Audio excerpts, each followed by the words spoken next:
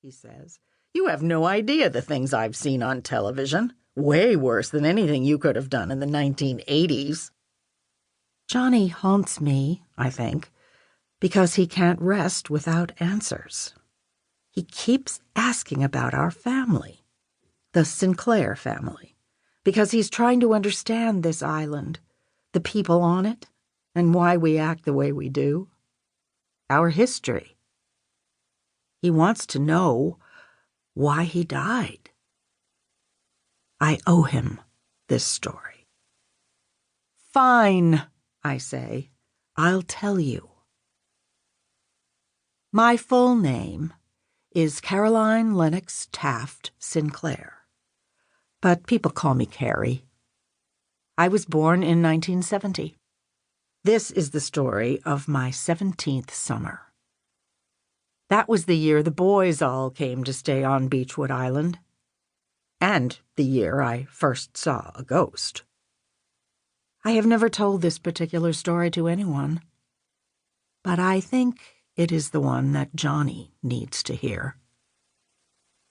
"Did you ever get in trouble?" he asks. "Tell me, what's the worst thing you did? Come on, spill it. The absolute worst thing you ever did back then." Telling this story will be painful. In fact, I do not know if I can tell it truthfully, though I'll try. I have been a liar all my life, you see. It's not uncommon in our family. Part 2. 4 Sisters. Chapter 2. My childhood is a blur of wintry Boston mornings. My sisters and I bundled in boots and itchy wool hats. School days in uniforms with thick navy cardigans and pleated skirts. Afternoons in our tall brick townhouse, doing homework in front of the fireplace. If I close my eyes, I can taste sweet vanilla pound cake and feel my own sticky fingers. Life was fairy tales before bed, flannel pajamas, golden retrievers. There were 4 of us girls. In the summers, we went to Beechwood Island.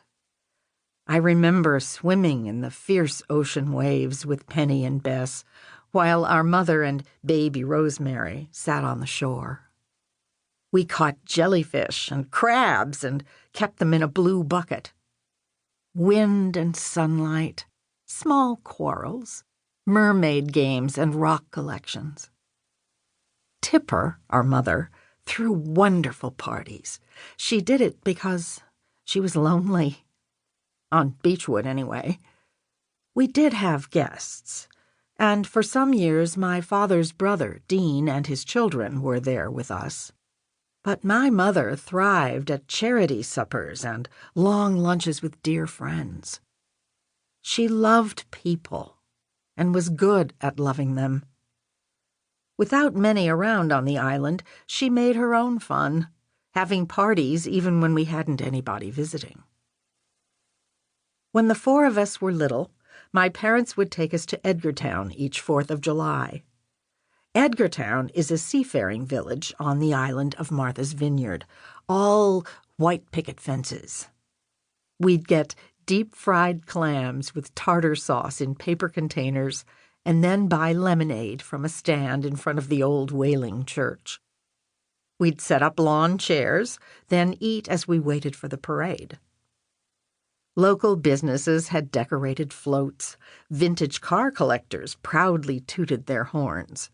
The island fire stations paraded their oldest engines.